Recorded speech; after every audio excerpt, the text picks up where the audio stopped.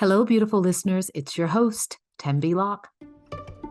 Welcome to Lifted, a podcast that pulls back the curtain on creativity, resilience, and the extraordinary moments when everything changes. Today, I'm excited to introduce you to Amanda Kloots. Amanda is a vibrant performer, a fitness expert. She's the former co-host of the long-running CBS TV show The Talk. She's also the founder of Proper Health, a nutrient-dense supplement line. And she is the author of the best-selling memoir, Live Your Life, where she shares her journey of love, loss, and resilience. But what really, truly strikes me about Amanda is her incredible spirit and the way she channels her experiences into empowering others. Her early career as a performer and a dancer took her around the country and introduced her to new places, cultures, and experiences. And before that, her father instilled a sense of adventure at an early age through spontaneous trips, experiences that shaped her love for travel and exploration. And in this conversation, she reminds us that adventure can be found in everyday moments. But in our conversation, I was moved by Amanda's reflections on navigating her grief and motherhood after the loss of her husband, Nick Cordero. Hello, Amanda. Welcome to the Lifted podcast. Hello, Tembi. Thanks for having me for the third try. I apologize to your audience. They don't know, but I have no brain cells and no assistant. And so I missed our first 2 months schedule. So the fact that you're still talking to me is... Oh my God, are you kidding me? I feel very lucky. Let me tell you something. Grace is given at all times for all things because we're all holding a lot, and you and I know in very, very, very specific ways, right, what it means to carry a lot. And I mean, and sometimes we can start off there. It's like that invisible, I call it the invisible carrying cost of loss, right?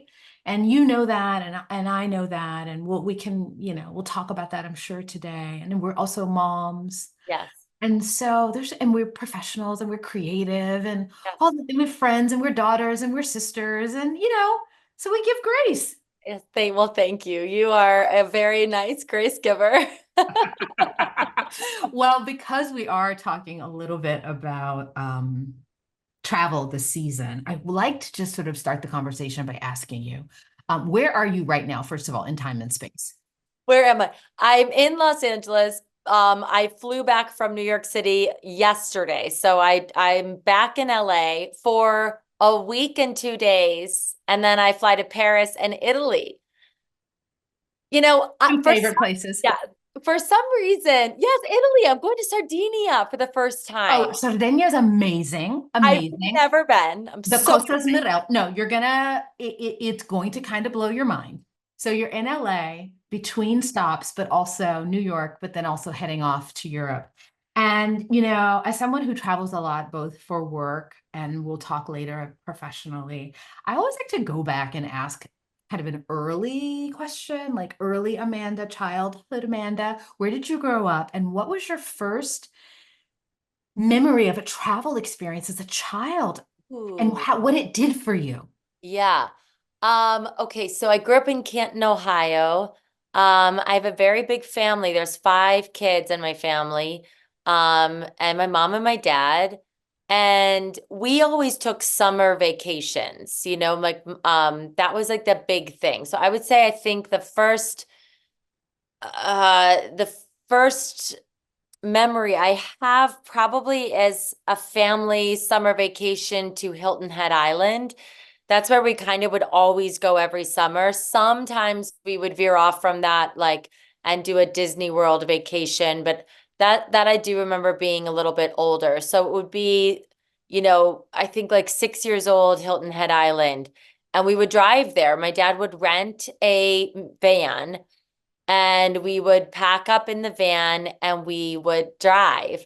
Now, but I will say that my dad was really great at creating adventures for us when we were kids. So he would take us on these things called Uncle Wiggily Adventures. And Uncle Wiggily was a board game that he used to play with his mom.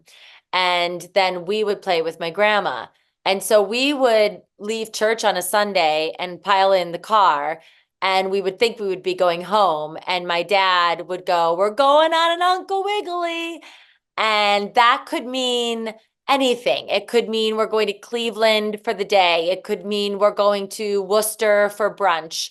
We're going to go visit Amish country. We're going to go do a parade of homes. Like it could be anything. We never knew, but it was basically my dad had an adventure in his mind and he would take us all on the adventure. So that's sort of like, I think where my travel bug memory goes to Uncle Wiggily trips, as a kid. I am kind of in love with your dad. Yeah.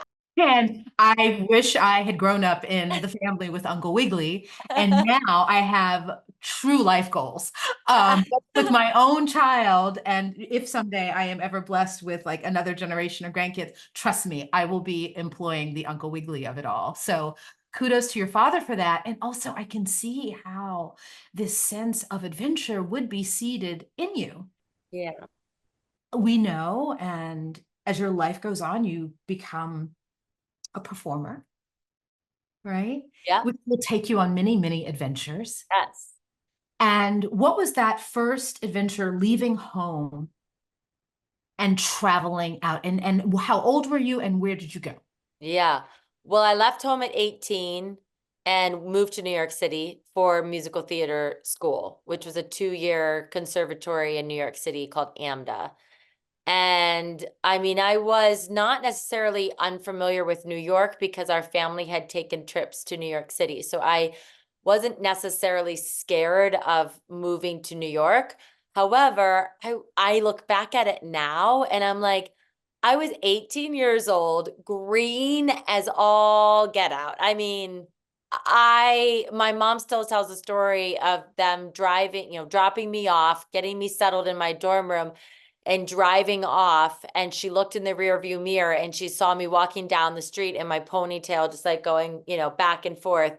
And she looked at my dad crying, saying that she was like, we just made the biggest mistake of our lives because they just, dropped me off in New York City at a musical theater conservatory with dreams of being on Broadway one day. I mean, so luckily it all worked out, but that was probably my first biggest adventure. But then I will say that 2 days before I graduated from that school, I booked a national tour of 42nd Street, and at 20 years old, toured the country. And basically, we were doing 1 week stops, sometimes 2 weeks, but I saw so many different cities all over the country. And that was really fun because I think that was my first time traveling, on my own and being able to make my own decisions, doing my own things, paying my own way at 20 years old, having a job, but that job really paid nothing. But I didn't care, I was 20 years old. I would have done it for free.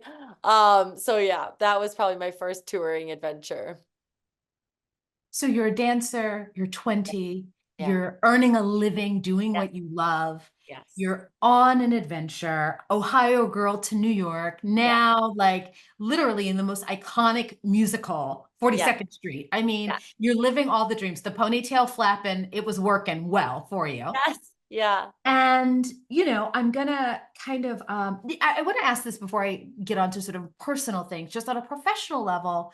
Did you at all see yourself or have aspirations of like entrepreneurship at this point? Did you see yourself as like, oh, and I ask this because I think, and I talk to female founders, builders, creators, writers, and some part of them is like always like a little bit with a vision toward like the next thing. And I know if you're a performer and an actor, you always know like, well, this job's going to end at some point and there's got to be another one. Is that in your mindset or was it something that you began to cultivate later? Entrepreneurship cultivate later, but you're absolutely right. When you're a performer, there's always, dreams and goals of different shows and things that you want to do. So for me at that point in my life, that was a national tour. I definitely wanted to have a Broadway debut and I still wanted to be a Radio City Rockette. So those were definitely two of my, goals as I was on tour, very much enjoying this incredible show that I had seen on Broadway 10 times in the front row with student tickets. So I was thrilled to be where I was at. But definitely still had dreams of what else I wanted to do in the performing space. Then I'm going to fast forward. Yeah. And I want to I want to get to, I think, how and when you met Nick. And the reason why I want to sort of table set that is because I know he'll be a part of our conversation as we go on, but I want to also know, like, what was that moment, right? The show is a lot about like these moments, right? Inflection points, high and low, but they're all an inflection point in our life, right? Yeah. And I know for doggone sure. You'll like this story. It was okay. So we were doing, we both got asked to do a reading of a new Broadway musical. For listeners that don't know what that is, basically before a Broadway show becomes a Broadway show, the crew, the production company, director, they get together a very small group of people to read the musical in the room with, it could be anyone and everyone, stars that they wished and hoped could be a part of it, or just favorite people that they've gotten to know over the years. So Nick and I did not know each other, but we separately got asked to be a part of the reading for Bullets Over Broadway, down at 890 Broadway, which is fabulous old studios that I think ABT still uses. Just iconic, right? Union Square. And what do I remember? I was married at the time, happily married. And not that my marriage didn't have problems, but it wasn't problematic right that moment. Happily married. I walked in and, those first days of rehearsals, you're meeting everybody, oh, hi. Oh, I think I know your 6 degree of separation from everybody. And I just I remember meeting Nick. I remember being like, he's so tall, because he was 6'5". And I remember talking to him, chatting with him for a little bit, but that's it. Just remember being like, he's so nice and what a nice guy, and he's so tall. That's kind of what and, and then, we did the reading. We did the reading for, I think it was a 2-week reading. And it was, this show was directed by Woody Allen and Susan Stroman choreographed it. It was very much supposed to be the next big thing, like the next big producers. It had a lot of buzz. We had Zach Braff as our leading man. It was slated to be the next big thing. So it was a very big deal that we were a part of it. And for Nick, who was a struggling actor at the time, it was a huge deal for him because he was reading for the role of Cheech, which he eventually got. But at that point, basically just auditioning every day for 2 weeks to see if Woody Allen wanted to hire him as this role. So yeah, that's where we met. And then. And then, yeah, well, and then, as there's a break, and then they decide that the show is going to actually do something. And so then we re-met when the show had its basically Broadway workshop. And again, though, I was still married and Nick was dating somebody. Nick and I really didn't connect and become close and friendly until after the show was open on Broadway for a couple of months. And that's only because, again, I was married, he was in a relationship. When you're putting up a Broadway show, it's chaos and you have no time and you have no life, especially when you're a leading man like Nick. So it wasn't until the show was open and we had breath to hang out. And at that time, now both of our lives were falling apart, that we connected one night in a bar after the show and sat down and started chatting. And that night was very special. I'll never forget it. It was a packed bar. The whole cast was there, among other people. But we were sitting at the bar and we just like zoomed in, laser focused, and connected and chatted the whole night. And I left the bar, I think at like 4 a.m. And I remember going, whoa, do I like that guy? So that was like, and I just got chills saying that. Like that was the moment that we like really connected. And then it became about the leap and commitment to explore it and to Yes. make it happen and to like build the relationship, which, you know, for listeners, it happened. Yeah. She did. And you guys marry this beautiful life together as performers and actors, and you're also a fitness instructor, and you're living this life in New York. And then there's this moment where Nick is like, I want to go to LA. Yeah. Yes. And I want to move to LA. And at the time, you're like, wait, what? We don't have people, a situation there. It's very tenuous.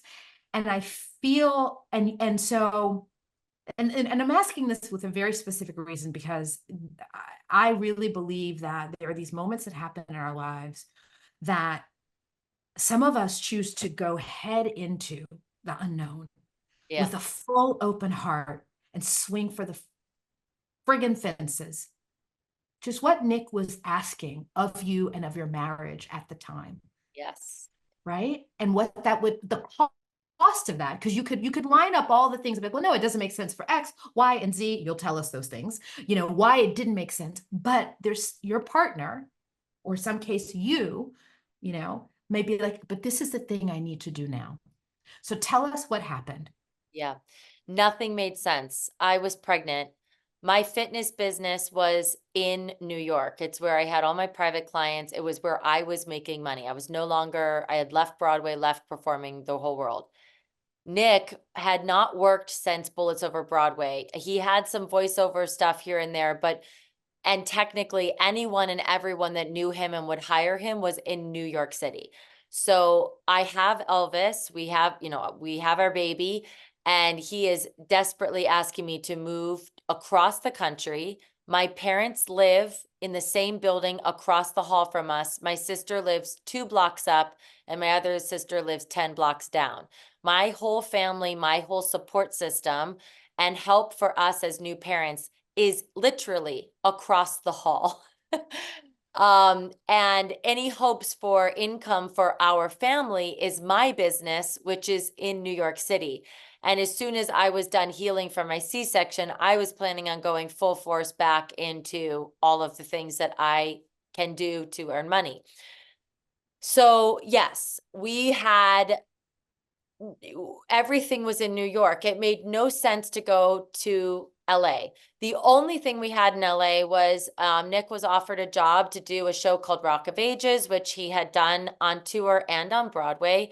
However, it was offering him no money here in LA, and like basically money to buy groceries. We were going to live in our friend's home for free for a little while just to get our footing.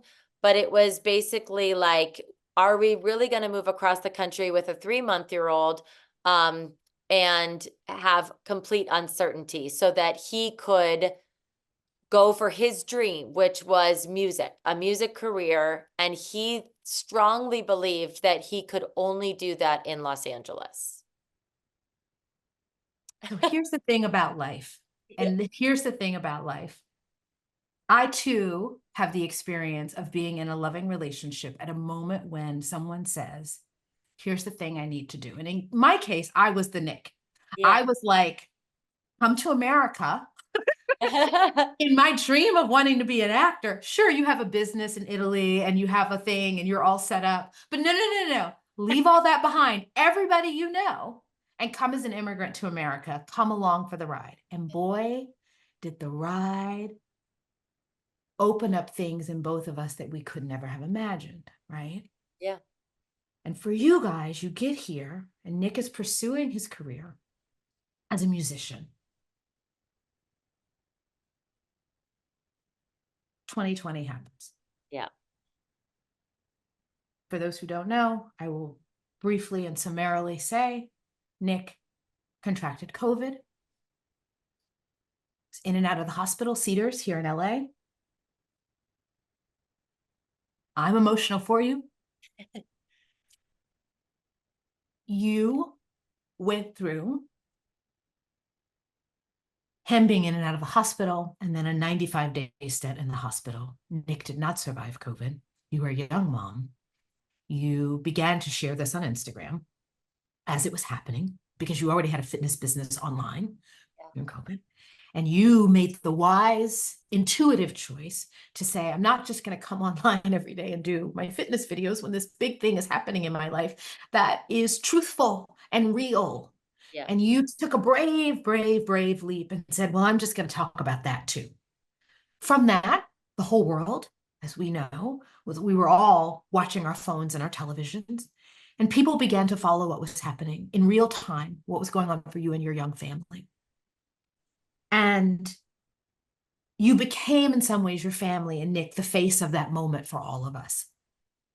And so we were with you in that grief. What you could not have imagined, what you could have never pictured, is that the reason Nick would have come to LA to write music, that song, Then Now, after his death, is shot out around the world. Yeah. He becomes the musician that he wanted to become. Yeah. Posthumously. Yeah. I get chills. And this is what I talk about in dreams, the ways that we don't know how our life is going to unfold.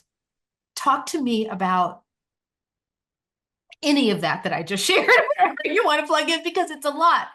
Well, I'll start by just saying that one of the, biggest fights that Nick and I had once we moved to LA, because we could fight. I loved the man. We loved each other, but he was a Latino man and he was a stubborn man. We liked to fight. And, I was quite resentful at the time, of course. I was living in LA with Elvis and I was a new mom and my fitness business here was not taking off. And so I felt very just defeated. And I probably had some postpartum depression that I didn't realize was happening. But, it's very hard when you are used to being super, super active and working all the time. And then your baby is, you feel like a cow because you're just breastfeeding every, 2 hours. And it's just a really big adjustment. Like you really lose who you are for a while, when you become a mom. It's really hard adjustment. And one that I loved, but it just like, I think it's important to recognize.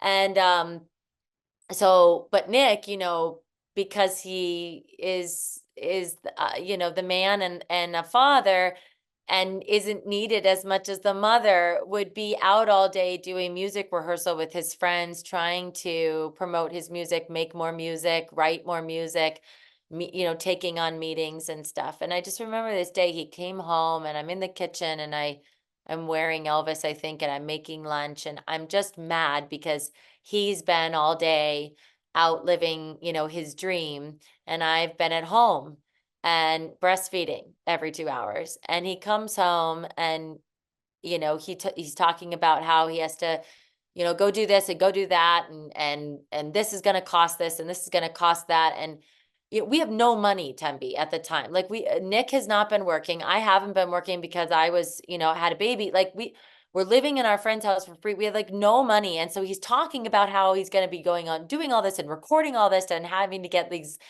deals and blah. And I'm like, where is this? How is this going to happen? And we got in this big fight that ended with him, saying like, I want to be a rock star.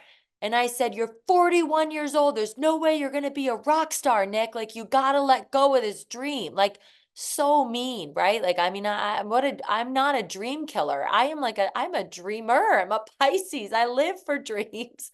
And it was so mean. And the only thing I'll say about the beauty now of that fight and what you said is that when Nick passed away, he was laying in a hospital bed for 95 days. The entire world was singing his song and it was played on the radio every day. And he died a rock star. The man died a rock star. And for somebody who did not believe in him or his music. And I'm saying myself, I was not a good wife. I did not believe that this man could do it. I became the biggest believer in him and the biggest believer in his music, so much so that I got the world singing the song. So it's, I think what you said, it's like there's so much beauty in things that you can never expect to hold beauty in. And then the universe and time in the world and situations take over and things happen the way they do. But I don't know. I just always look back at that fight. And then, that day that we said goodbye to him, and I was like, you're a rock star. You did it. Like, the world knows your name. In our lives, which are uneven and contradictory, and at times unfair and confusing. All of that is always happening. But what is also happening is a lot of magic that we are not attuned to, we can't see, and perhaps for good reason we don't see it yet. But when it emerges, dear God, hold on for the ride. Yes. Hold on for the ride. Oh, you're going to love this. My sister said this. My sister said this to me. Well, no, my dad. I think it was my dad. I came home one day from the hospital, just defeated, those days. And my mom and dad, I remember they were sitting outside, and I just fell into my mom's arms. I started crying, and I said, I don't get it. I was like, I'm praying for a miracle every day. I'm praying, I'm praying, I'm praying. I said, I got the whole world praying for Nick. It says in the Bible, if you bring one or more people together, he'll answer your prayers, and my prayers are not being answered. I'm like yelling at my dad, yelling to God. And my dad goes, Amanda, you're getting a miracle every day. He goes, he's still here. He's still alive. He goes, you're praying for a miracle and you get one every day. And I was like, ooh. It's like, okay. I was like, yeah, Dad, you're right. Wow. And then I think it was my sister. This is why I thought of them both. My sister, Tracy, she said basically what you just said. She was like, Amanda, you're going to see like the miracles that you're praying for. You think you're praying for one miracle, but what you're not seeing are all the other miracles that are going to unfold, that are actually the miracles that happen, the magic that happens from what you've been, hoping and praying for, which is so true. It's so true. And it reminds me I remember being in Florence. I think my daughter was maybe 4 at the time. Sada was on chemo. We knew he needed a trip. There was a break in the chemo. We were like, now's the time to go, like a couple together the frequent flyer miles. I was like, we stayed on a friend's couch when we got to Florence, some old friends, and we went to a festival in a piazza. And everyone's dancing in the public square in the summer. And there was like a film festival going. And I remember sitting there, and in my mind, I'm thinking, I need to get him back to the room, where we're staying so he can have his medicine. I'm looking at my daughter who's 4, who's dancing. I'm like, have the presence of mind to take pictures of her because I can understand like this is a magical moment and we'll probably want to remember it. And one of his friends, who was a woman, Sylvia, shout out to Sylvia, she tapped me on the shoulder and she said, I don't know if you can see what I see right now, but there's a moment that you're going to look back and understand that the woman you are today, who is doing all of this, you're creating a miracle right now and you don't even know it. Oh, wow. And I remember stopping and I got chills and I thought 2 things. One, there's a miracle happening. Wait, what? Yeah. Literally just trying to have my glass of wine in the public square and take pictures and watch and get my husband back for his medication. But I kind of understood what she meant. But then the second part of what she was saying, which is that there's going to come a moment in the future that you're going to look back on this caregiver, 30-something-year-old woman that you are with an ill husband and a small child, and you're going to be like, God bless you for helping me get to where I am now. And I think about Sylvia in that moment a lot. And so there are these miracles that are happening all the time. And when we're doing the hard work, when you were with the baby on your chest, having a fight with Nick because he wants to dream and spend money to be a musician. And you're like, I am lost in my own life and I am lost to myself because I am a new mom. And yet in all of that, the stew of that miracle is happening. And I just want to punctuate that for listeners, because we can't count out the hard days or make them the sum total of our lives. And a lot of our lives are about trying to lift ourselves above the given circumstance that is happening. When Nick was in the hospital for 95 days, each day as you were praying, you were trying to lift yourself. And literally, you were lifting all of us who were watching digitally and following, lift us above the given circumstance that was the tragedy, terror of COVID and pandemic and fear. And we were asking for grace. That was a lot of words, but I think I want to just take a moment and say that because it is always happening. Yeah. And it's hard to see. It really is. I mean, even just I look back at those days and I just think about like the time I had with my brother and my sister. That was just like, that was a miracle every day. That was so much magic every single day. I mean, so much so that I like crave those days. Like I look back and I'm like, I don't want to be back in that situation, but like, God, we had so much fun together, like making dinner every night. And then what are we going to watch on TV and just laughing and talking and having great conversations. I mean, we'll never get that time again, and we got like this weird moment in time where we were really just laser focused on survival and love and family. And it was, yeah.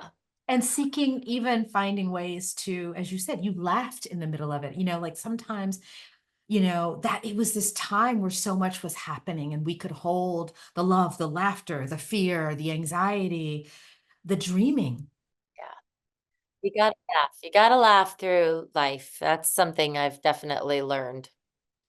I want to ask you something else because I think as someone whose your body is your instrument, both as a professional,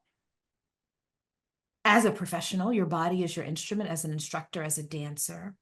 And I want to talk a little bit about journeying back into your body. And I say back, and you may not use these words, but in the face of grief.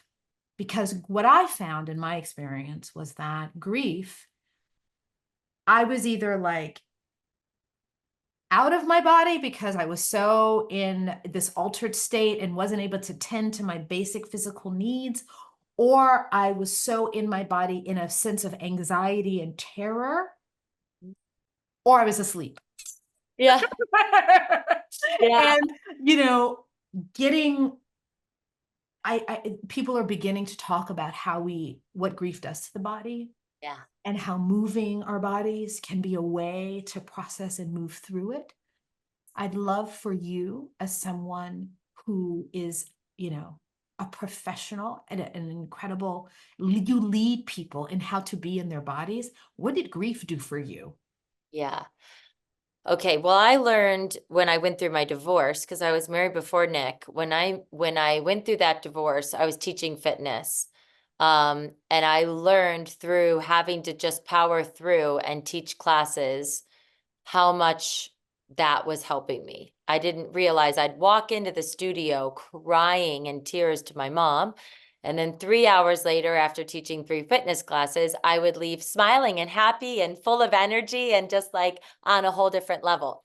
And so it quickly tuned in on how, oh, wow, when I'm low, when I'm sad, when I'm stressed and depressed and full of anxiety and about to have a panic attack, I gotta go move. I gotta go put on some music and move my body and exert that energy and let that process it out of my body, not in my body, process it out of my body. And also it gives your mind a break, right? Because, our minds can be our worst enemy. So if I'm just sitting, spiraling in my own head, or if I'm teaching fitness or doing a fitness class, then my mind's thinking about something else, and my brain, can relax for that hour, 2 hours or whatever. When Nick was really sick, I made it a point to move my body every single day, a twofold.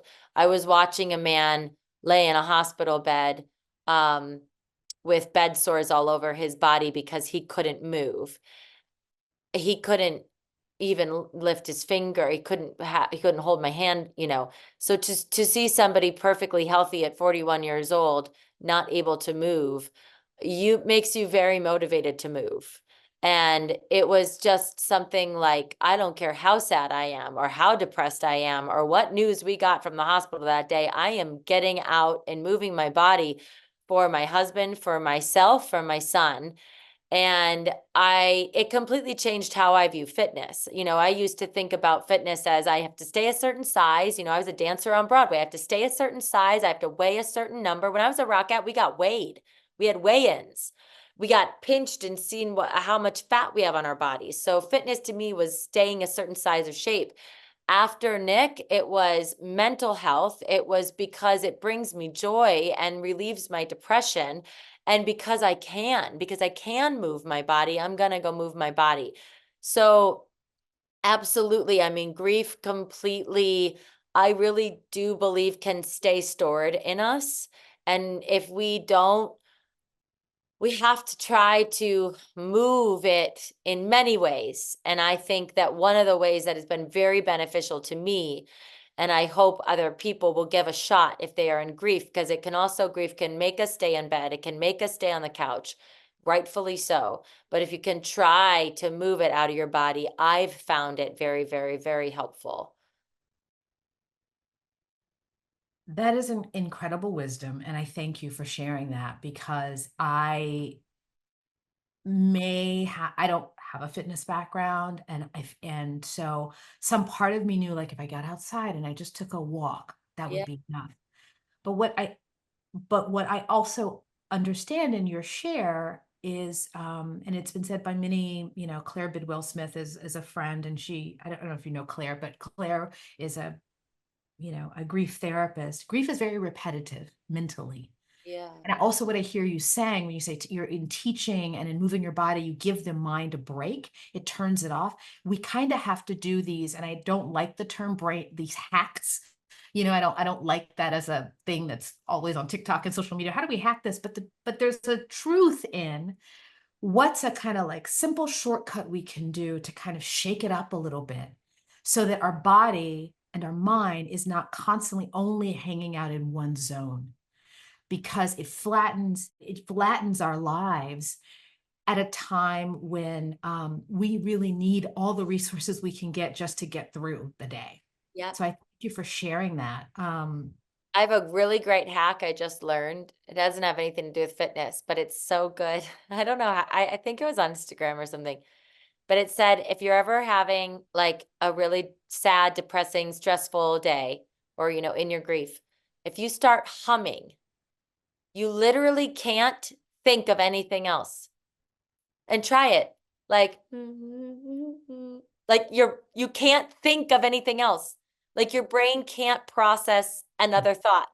So So and it's yeah, joyous. A hum is joyous. It's like skipping. Skipping yeah. is another thing. So anyway, it's one of these things where we just giving our mind a little bit of respite is really nice. Yes.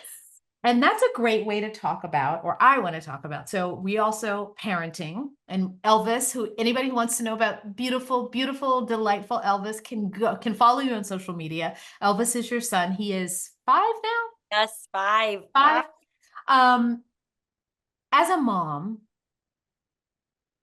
with a child who has lost a parent, I know that when the anniversary, and you guys just recently passed an anniversary of Nick's passing, travel is a way to move energy, to see new things, and to kind of bring in and invite healing. Before Sato passed, I lost a dear friend who's a college friend, and her widower, her husband, they had a small child. He said, with my son, I'm going to do a bucket list and travel to all the places she never got to go but wanted to go.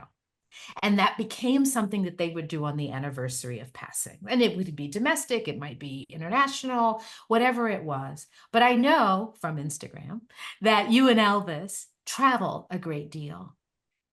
Yeah. Are you taking a piece of Nick with you when you go? You know, I think it's a couple things. When Nick passed away, I promised him I would show Elvis the world. His biggest Nick's biggest wish for Elvis was that he would be a curious child. And I think travel really helps you become a curious person because of all the different cultures and people and places that you get to see. It brings on so many great questions and, learning, an opportunity to learn. And so I promised Nick that. And then once he passed away, and I always felt like weekends were very, very hard. Saturday and Sunday was a very hard because during the week I'm busy and I'm working, and then Saturdays and Sundays, Oh, preach, preach yeah, it, preach it. Every basically family, your family and all your friends are with their family. And so I felt like every weekend was I got very depressed. So I made it a point, especially on Sundays, to just wake up and get out of the house. And I would take Elvis on an Uncle Wiggily adventure, and I would just get out of the house. And it could be just the beach, it could be driving 2 hours somewhere. It didn't matter. I was out of the house all day, changing my environment. And then, then we started sort of doing bigger trips. But I will even pause and say there was a moment where even doing these bigger trips, it was like depressing because you're like, I have to do this by myself. At a certain point, your child can't really interact with you. So you're doing this, but you're pretty much alone. You're kind of very lonely. And then you're really missing your partner because then you're really like, well, we should have dad here too. And it's just me and you. And so that was very hard for a little while. So I could understand why grief even stunts travel.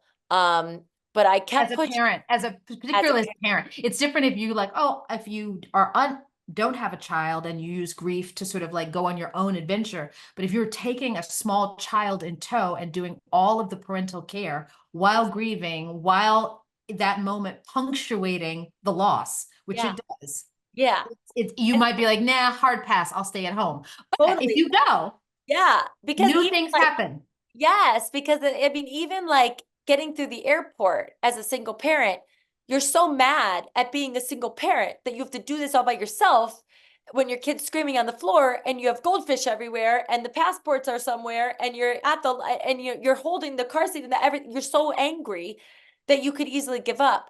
But what I found is that Elvis and I bond the most when we're traveling because we have this 24/7 time together, which we don't get at home because of how much I work and him being now at school. And so we just have it's really like our time to heal. And it's brought us so close to each other. And I've just found that it's one of my favorite things to do with him is to go travel because of that healing component that it brings to both of us. So it's been a journey. But I've really found the magic, we were able to find the magic in all of that. Yeah, I co-sign on that, and having traveled with Zoella beginning at age 7, and we have an upcoming trip now, just the two of us, and she is now 19. So I do say having that annually, and it's not every year that it's a big trip. It could be, so many memories of small places, local that you drive to or get on a plane from Santa Barbara to New York to, Vancouver to wherever, Italy, obviously. It means a lot to the child and to the parent and to you as the surviving parent. And you can talk about things. And what Zoella and I did, and I offer this for listeners, and maybe it's something you guys might want to do, because now I'm thinking about the Uncle Wiggily part of it all, which is also super fun. But we would write postcards Oh, I love to that. ourselves from the trip. Oh, I So love that. we would send a postcard home so that when we got home from the trip, and we were invariably back in the busy days of carpool and school and homework and work, we'd have the postcard, which was a time of when we were together where we wrote a message to ourselves, to our future selves from our Yeah. trip. And I find that I still look at those cards. I have them taped up in the office at home, and they're very meaningful. And they become a kind of chronicle of the arc of her childhood. Yes. So I I offer love that. that idea. Okay. I love it. Since the show is called Lifted, I would be remiss if I did not ask you, Yeah. who has lifted you up in your life? Oh my goodness. I mean, there's so many people. I'm gonna have to give this one to definitely my mom and dad. I think my mom and dad. I'm very, very lucky. They are incredible parents.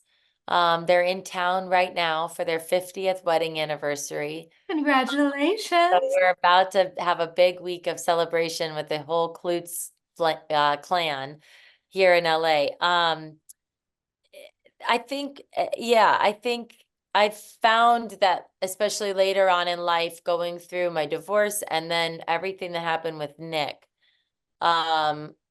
they just, when the going gets tough, they are like, wow, just really, they've always just given me like the backbone. And they've always lifted me up. They've always believed in me and all the crazy things and dreams and things I want to do and accomplish in my life. And they've always been my cheerleaders. And they're just they've definitely been my lifters for sure. Yeah, and shout out to all the moms and dads, friends, brothers, sisters, colleagues, whoever is doing that for us is so critical. Last question.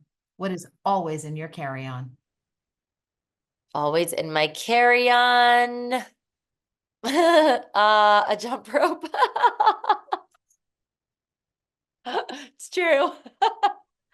My jump rope. I jump rope anywhere I am. That's my number one, like, Even in your hotel room? Even in your hotel room? oh yeah, I've jumped How roped do on you do this? safari, like literally outside my tent, I'll jump rope. It's my number one way to exercise, especially when I'm traveling, because you never know if you're going to have a gym or a place to work out or whatever. And you can do a whole workout with just my rope. So I travel with my jump rope.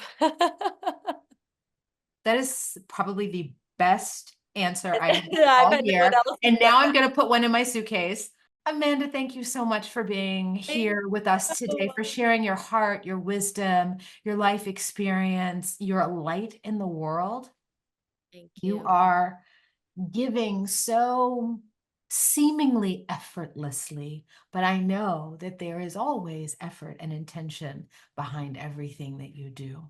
And it lands and it's meaningful and it is life-changing and it is world-changing. So thank you. Well, I feel the same way about you, friend. I'm so lucky that I have you in my life now. What a blessing. Lifted is developed, written, and produced by me and my one-woman producing team, Celia Cates. It is edited by Jamie Moss. Thank you for joining us. Stay tuned for our next inspiring episode.